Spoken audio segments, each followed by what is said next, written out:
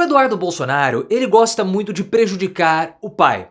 Porque a gente vê ele protocolando denúncias contra o Alexandre de Moraes em tribunais internacionais, o que prejudica a reabertura de contato do Bolsonaro com o STF. Isso tudo é muito necessário para a campanha municipal agora, porque o Bolsonaro não pode conversar com o Valdemar Costa Neto, os bolsonaristas querem restabelecer esse contato.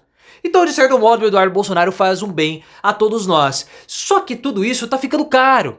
Esses mochilões do Eduardo Bolsonaro são pagos com recursos da cota parlamentar. E o Eduardo é tão cara de pau que a viagem que ele fez para Washington, ele pediu reembolso, mas o Zé Trovão não pediu. E eu quero que você coloque nos comentários, todo esse movimento do Eduardo vai prejudicar o Bolsonaro ou não? Você fica indignado com o recurso público sendo utilizado para custear mochilão de bolsonarista? Se você fica indignado, deixa o like no vídeo e se inscreva no canal. Os bolsonaristas, como nós vimos na semana passada, viajaram até Bruxelas para participarem de um congresso conservador feito por... Eles foram convidados por um congressista, por um parlamentar da extrema-direita espanhola.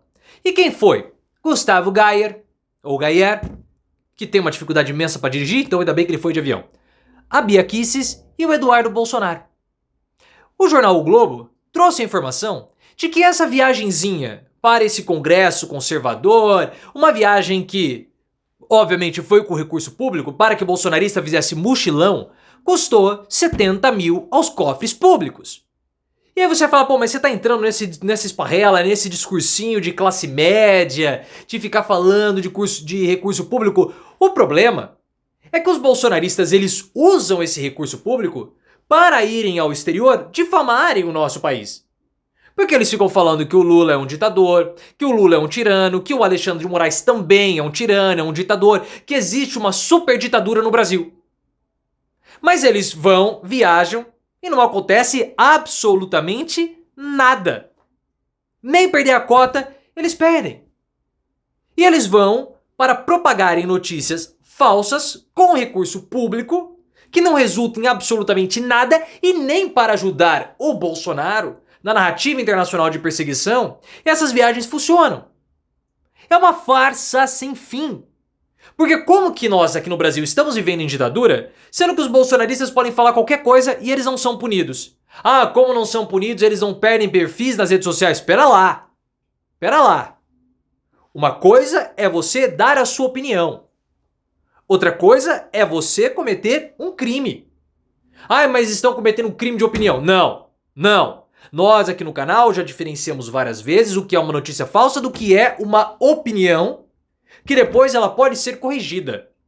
Por exemplo, o Michael Shellenberger, aquele rapaz lá da rede social do Elon Musk, aquele comentarista, ele disse que havia informação que o Alexandre de Moraes havia pressionado um advogado. Depois ele viu que ele tinha passado uma informação equivocada e ele se corrigiu.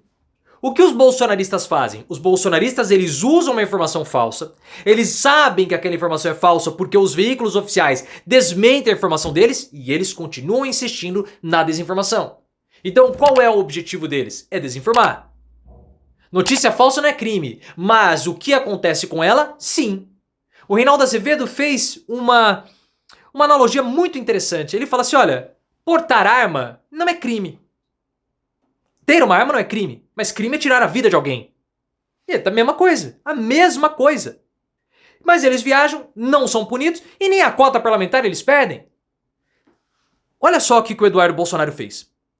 Antes de ir para Bruxelas, o Eduardo Bolsonaro foi até Washington protocolar uma denúncia contra o Alexandre de Moraes na OEA. Não era uma missão oficial. Então ele não estava na condição de um parlamentar. E ele foi com outros parlamentares, o Zé Trovão estava junto com ele. O Eduardo Bolsonaro, na hora que ele voltou para o Brasil, desse mochilão pelos Estados Unidos, talvez ele tenha ido lá para fritar hambúrguer ou para aprimorar a utilização da chapa, porque ele foi para os Estados Unidos, fritou hambúrguer e isso capacitaria o Eduardo Bolsonaro a ser embaixador do Brasil. Na hora que ele voltou para o nosso país, ele solicitou o reembolso da viagem que ele fez. Nem o Zé Trovão solicitou o reembolso, então é um escárnio. Os caras viajam, não viajam em viagem oficial, não estão em missão, usam a situação para difamar o país e depois pedem reembolso. Porque ninguém cai nessa que o nosso país vive uma ditadura. Ah, mas os veículos estão falando dos arroubos do Alexandre de Moraes. Pera lá, todo mundo conhece o Brasil. Minimamente, pelo menos. Querer propagar a narrativa de que Lula é um ditador, é um tirano, sendo que Lula tem uma vida pública há 40 anos. E não há nada, uma perseguição a jornalista, uma perseguição a ninguém. O Lula nem fugir da condenação, ele fugiu como o Bolsonaro quer fazer. E eles acham que alguém cai nessa conversa mole, de que nós vivemos numa ditadura. Então os caras, eles sabem disso e viajam com o recurso público para fazer mochilão. A gente sabe também que havia uma estratégia no PL de ficar protocolando denúncias contra o tribunal ou em tribunais internacionais ou em tribunais especializados em direitos humanos por conta do Bolsonaro, para falar que ele é um perseguido jurídico, perseguido político. Parece que o Eduardo Bolsonaro está encampando essa ideia. Só que o discurso que ele fez em Haia foi um discurso ridículo. Porque ele falou lá do Clezão, patriota que perdeu a vida na Papuda.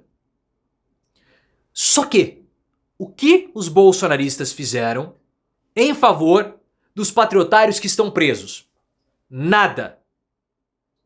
O que os bolsonaristas fizeram em favor do sistema prisional brasileiro e de mudanças na nossa legislação? Nada. Ah, a PGR solicitou a soltura do Clezão. O Alexandre de Moraes não avaliou. O que acabou acontecendo? Ele perdeu a vida. Houve alguma mobilização para uma mudança de lei?